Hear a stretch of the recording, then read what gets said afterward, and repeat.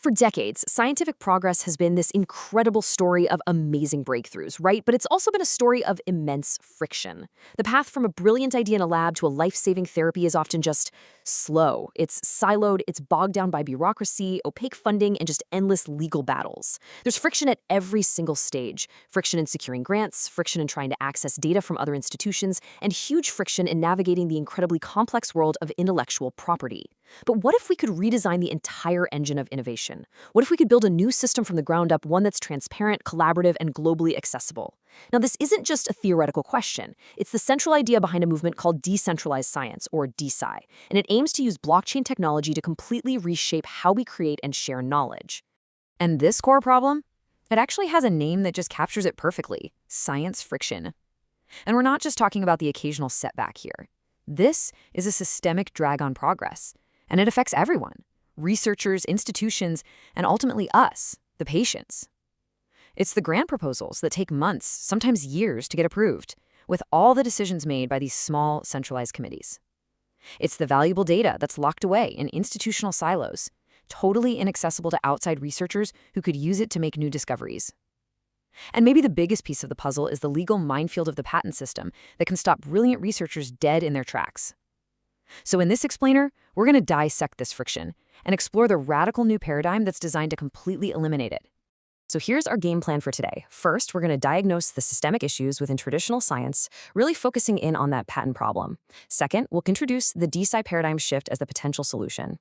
Third, we'll deconstruct the specific mechanisms and technologies that make this new model of science tick. Fourth, we'll look at DeSci in action, analyzing some real-world applications and case studies. And finally, we'll zoom out and consider the broader economic and even geopolitical implications of a future where science is increasingly tokenized and decentralized. All right, let's dive right in and diagnose the sickness in traditional science. The way we've been doing scientific development, especially in biotech and pharma, is held back by two critical barriers. These barriers systematically choke off innovation and delay new treatments from ever reaching us. And the thing is, these aren't failures of science itself, but of the economic and legal structures that we've built around it. So the first barrier is what's known as the patent thicket, and it's exactly what it sounds like. Imagine a dense, overlapping jungle of intellectual property rights that a company has to hack its way through just to bring a new technology to market. To develop just one new therapy, a research team might need to license dozens of different patents from competing organizations. This creates a phenomenon called royalty stacking, where the combined cost of licensing all that IP makes the final product just commercially unviable. It creates this massive legal and financial burden, where money that should be going into research is instead spent on lawyers and litigation. Ultimately, the system encourages building defensive monopolies, not collaborative progress. The second barrier is often called the valley of death. And this is where so many brilliant ideas go to die. It's that critical funding gap between a promising discovery made in a lab, usually funded by public grants, and the massive amount of capital you need for commercial application, like clinical trials. Traditional funding sources, like venture capital, can be pretty risk-averse and slow-moving. They tend to favor research that has a really clear, short-term path to making money. This creates a chasm where tons of scientifically viable projects, especially for rare diseases or things with longer development times, just fail because they can't get the financial support. You know, this problem of IP gridlock, it's not new. We've seen it before. Back in the 1850s, the sewing machine industry was completely paralyzed by patent fights until they finally formed a patent pool. Same thing happened with the aircraft industry in 1917, when the US government had to step in to help the war effort. But today's biotech thickets, especially around foundational tech like CRISPR gene editing, are just way more complex. On top of that, you've got the pharmaceutical industry using tactics like evergreening. That's a strategy where they make tiny modifications to existing drugs to get new patents and extend their monopolies for decades, just like we saw with the drug Humira. It really feels like the old solutions just aren't going to cut it anymore.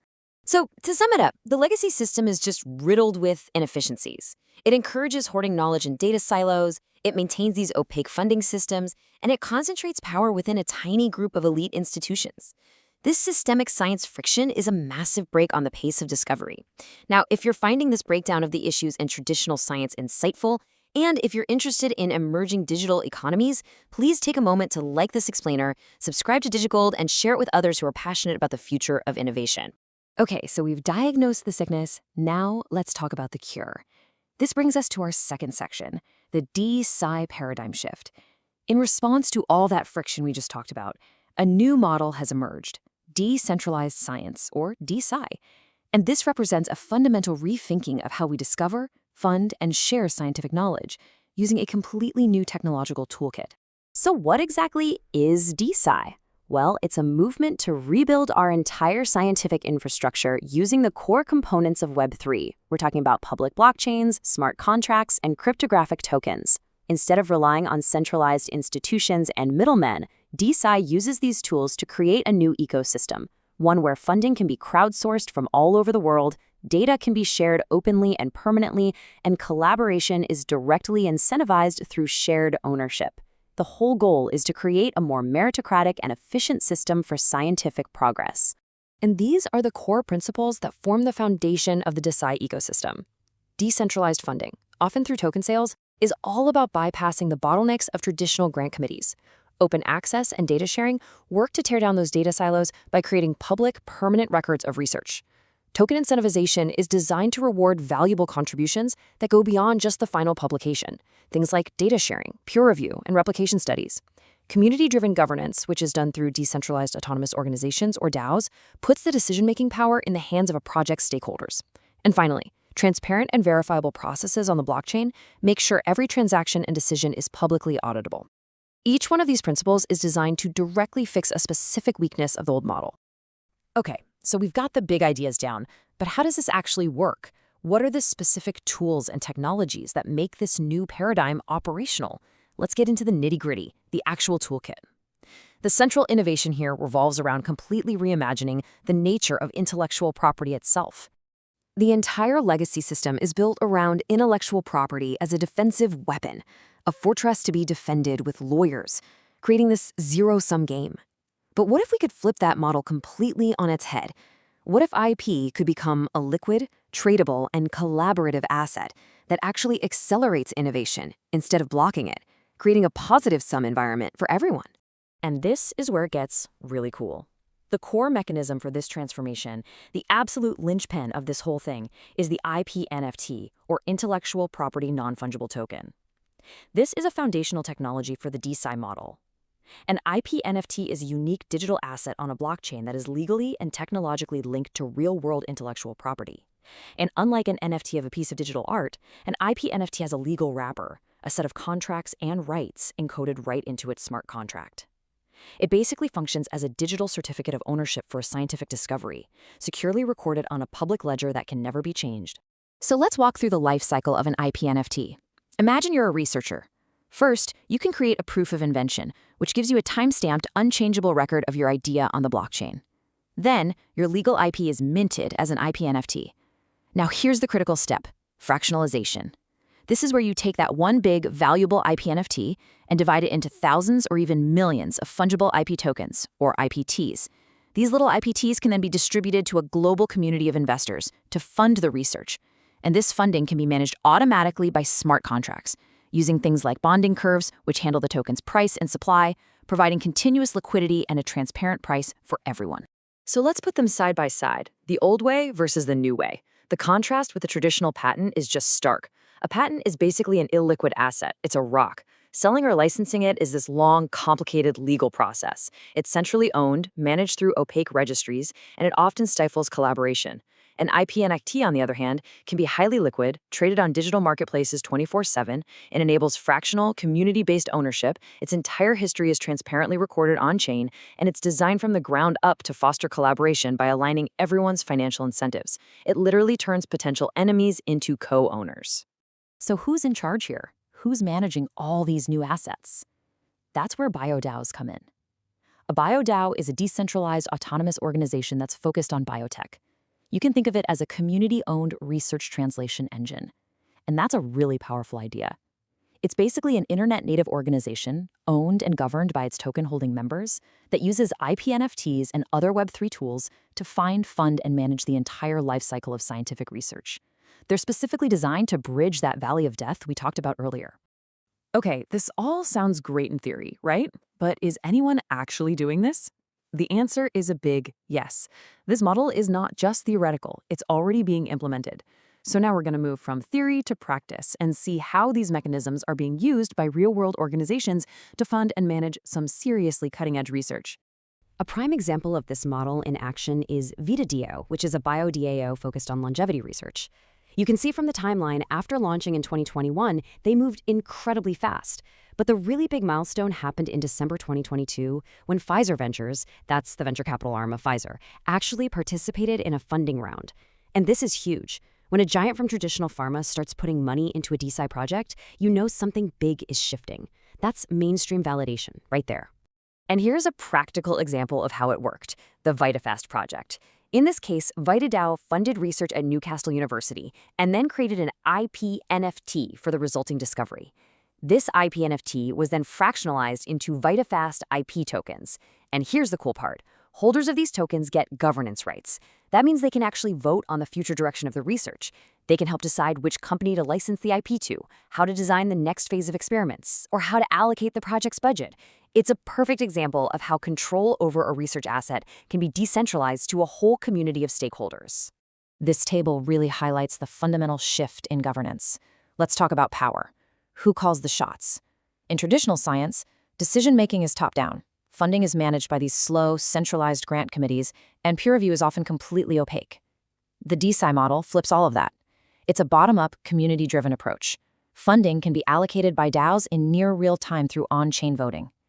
And the difference in speed is just staggering. A traditional grant can take over a year from application to funding. A DAO proposal can be reviewed, voted on, and funded in a matter of weeks. It's a night-and-day difference. So think of it this way. If a single BioDAO like VitaDAO is one really cool, custom-built engine of innovation, then the Bio protocol is designed to be the factory that can pump out an entire fleet of them. It acts as a financial and infrastructure layer, a protocol for launching other protocols, and it's designed to support a whole network of BioDAOs and accelerate the commercialization of science. The protocol works through a few key mechanisms. The native bio token is used for community curation, letting holders vote on which new BioDAOs get to join the network. The protocol provides automated liquidity through smart contracts, which just streamlines the financial management. The BioAct reward system is especially clever. It incentivizes actual research progress by giving out bonus biotokens to projects when they hit key milestones, like securing a patent or starting a clinical trial. This is brilliant because it solves one of the biggest problems in science, the super long wait for a payoff. Now, you get rewarded for hitting targets along the way. And finally, it offers meta-governance, giving biotoken holders a say in decisions across the entire ecosystem. So how does the protocol keep the lights on? Well, its sustainability is based on a specific revenue model. For each new project it onboards and provides with seed funding and support, the protocol's treasury gets a 6.9% allocation of that project's native tokens. This revenue is then reinvested to fund future projects, creating this self-sustaining financial cycle for the whole ecosystem. This model also effectively gives the bioprotocol treasury a diversified, index-like exposure to the success of the entire DeSci biotech world it's helping to create. Okay, so this ecosystem is designed to benefit science, but it absolutely relies on the participation of individuals. So let's switch gears for a second. What are the actual incentives for someone to buy these tokens and fund this early-stage research? And just as importantly, what are the risks involved? The potential financial upsides for participants are pretty significant, and they come in a few different flavors. Token holders might get a share of future revenue from licensing deals. Imagine a slice of the profits from a blockbuster drug getting automatically sent to your digital wallet. Some projects might offer token-to-equity paths, letting early token holders convert their holdings into shares of a traditional company if one gets spun out. The governance rights themselves have real economic value, since you can help steer the project towards more valuable outcomes. And finally, token holders often get preferential access to future investment opportunities, rewarding that early support.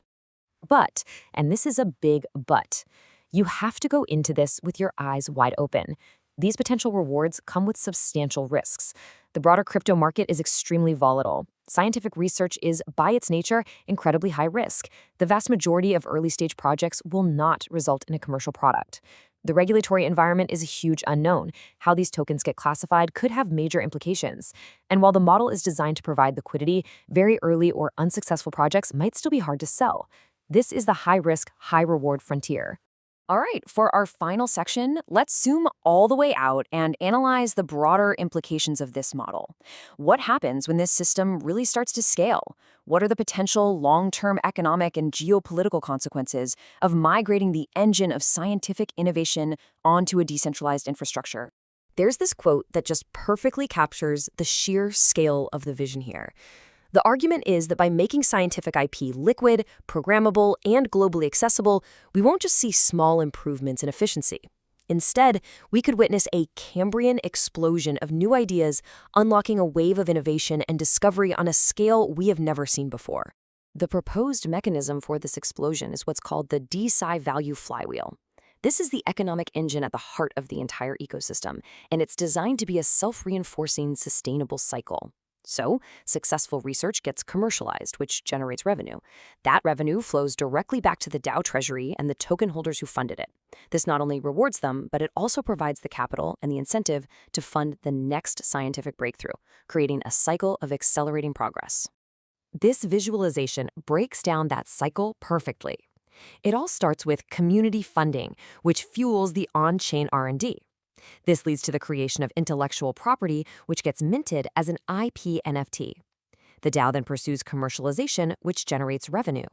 And then a significant portion of that value is returned right back to the token holders and the DAO treasury, which then fuels the next, potentially even larger round of community funding. Each successful spin of this flywheel strengthens the entire ecosystem and increases its capacity for the next innovation. And this is where things get really disruptive, and it leads to a profound question about geopolitics. For centuries, technological dominance has been a key part of national power. But what happens when a critical new biotechnology is developed and owned not by a specific country or corporation, but by a global, decentralized network of anonymous token holders? This model fundamentally challenges the traditional idea of national sovereignty over innovation. It raises incredibly complex questions about competitiveness and access to life-saving tech in a world where ownership isn't tied to a map. We have covered a ton of ground in this explainer, from patent thickets to the DeSci flywheel. We invite you to continue the discussion in the comments and to subscribe to Digi-Gold for more in-depth analyses of these emerging systems. In the end, what this all presents is a fundamental choice between two different models for the future of innovation. The legacy system of patent thickets is designed for defensive monopoly. Its goal is to protect incumbents by siloing knowledge and incentivizing them to block competitors. The usual outcome is expensive litigation and stagnation. In stark contrast, the DeSci model is built for collaborative innovation. Its goal is to make knowledge open and accessible, incentivizing everyone to accelerate discovery. Its promised outcome is that Cambrian explosion of new ideas. And this brings us to the final crucial question we have to ask ourselves. What is the future of innovation really about? Is it a zero-sum race to build defensive patent fortresses, or is it a positive-sum collaboration built on a new foundation of liquid, transparent, and programmable value? The DeSci movement has clearly placed its bet on the latter, and if it succeeds, it could change not just the business of science, but the very pace of human progress itself.